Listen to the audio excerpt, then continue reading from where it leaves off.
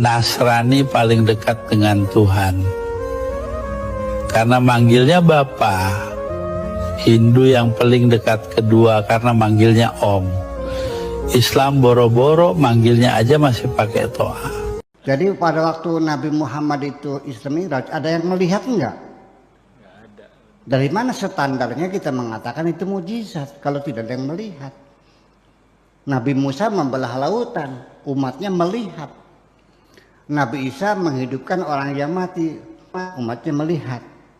Jadi kemujizatan itu adalah sesuatu yang dilakukan oleh para nabi dan rasul yang di luar ya menembus hukum alam. Artinya yang tidak bisa dilakukan secara normal. Itu namanya mujizat. Nah kalau nggak ada yang lihat gimana? Nah termasuk haji juga sama. Nggak usah dilebih-lebihkan lah bahwa haji itu realitanya tidak lebih seperti orang main-main. Camping-campingan. Muter-muter bangunan, mondar-mandir bolak-balik, namanya sa'i. Terakhir lempar apa itu? Lempar setan, kena nggak? Kena jidatnya nggak? Itu kan semuanya main-main. Lalu apa artinya? Nah, artinya ibadah haji itu bukan syariat gedebluk dari langit pada Kanjeng Nabi, tetapi tradisi itu sudah berlaku sebelum Kanjeng Nabi lahir. Jadi itu adalah kearifan lokal yang ada di Jazirah Arabia. Banyaknya kasus-kasus yang terjadi seperti pelecehan, pencabulan santri-santrinya di Ponpes, mereka diam dan mereka senyap. Bahkan kadernya sendiri pun terjerat kasus korupsi dana haji, tetapi mereka diam, mereka tutup mata, bahkan mereka tidak heboh. Giliran tradisi atau kebiasaan mereka dikritik sampai segini hebohnya.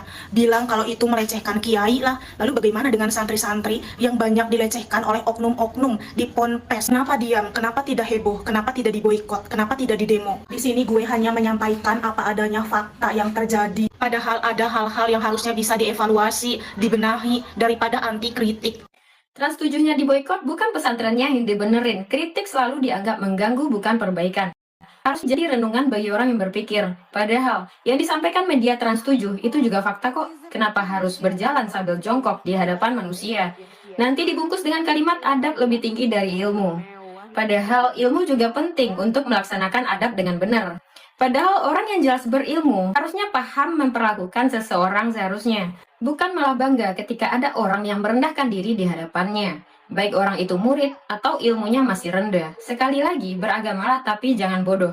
Tetap gunakan akal dan logika kita. Dan kalau informasi yang disampaikan itu nggak benar, ya nggak usah baper, marah, sakit hati, koreksi kalau benar. Kan memang di videonya ada kiai yang nerima amplop dan yang memberi amplop malah nunduk-nunduk. Semua orang yang melihat akan beranggapan itu pesantren yang feodal, meskipun nggak semua ya. Saat ini memang pesantren diambang ketidakpercayaan publik. Banyak kasus-kasus yang ada di pesantren yang kadang ditutup-tutupi. Kasus pelecehan yang dilakukan kiai, kasus dana haji yang dikorupsi, eksploitasi tenaga santri seperti yang kemarin viral. Dan memang banyak santri yang jadi tenaga kerja gratis dan belum lagi eksploitasi psikologi yang dibungkus pendidikan akhlak. Kiai yang nikahi santri dengan alasan barokah. Kenapa kalian gak speak up dan marah pada oknum yang banyak seperti itu? Kenapa justru marah ketika media memberitakan dan mulai menyoroti? Gak usah pakai kalimat kami orang Islam. Sementara yang terlihat di video itu sama sekali bukan ajaran Islam. Ajaran berjalan jongkok atas nama adab itu adalah ajaran dari orang-orang musyrik yang punya kasta zaman dulunya. Jadi stop mengatasnamakan Islam.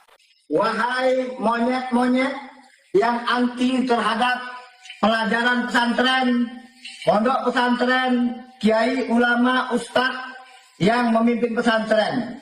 Kalian jangan banyak bacot ya. Kami seluruh pesantren yang ada di Indonesia akan bersatu mencari kalian. Sampai ke lubang semut pun kalian akan kami cari. Monyet-monyet yang anti dengan pesantren. Kalau kalian beragama non-muslim, kalian jangan mencampurin ajaran Islam. Nanti bisa jadi salah. Ya, kalau kalian yang anti-anti ini beragama Islam, kalian itu munafik, pengkhianat. Ya, belajar lagi dengan agama. Nggak tahu agama kalian. Tahu kalian? Jadi kami semua akan berkumpul menghajar kalian semua. Tahu?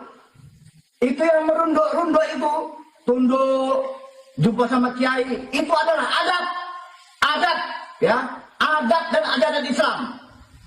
Kami nggak nggak perlu kali sebetulnya menghormati ulama dan kiai. Tapi kami hanya mengamalkan ajaran Nabi kami. Tahu kalian? Pipis Nabi diminum. Apa kata Nabi? Kafir, murtad, najis? Enggak. Apa kata Nabi? Wahai Ummu Yusuf, engkau tidak akan terkena penyakit kecuali sakratul maut. Pipis Nabi obat. Nabi kami pernah mengatakan yang artinya barang siapa kita lebih bagus ya belajar di majelis ulama kiai walaupun nggak pegang buku, nggak pegang pena, itu lebih bagus daripada membebaskan 1000 budak.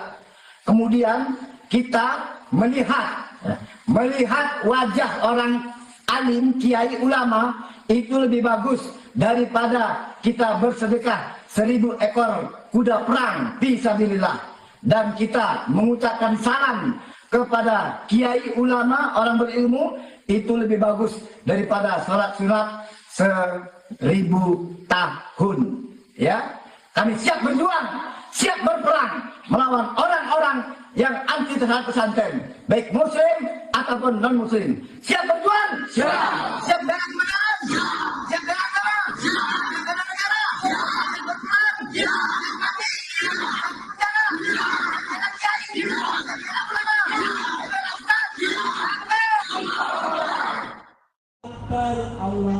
Ini termasuk ganggu sih? Si ganggu sih. Saya gereja bos. Saya gereja itu lagi ibadah nih. Ada dia minum.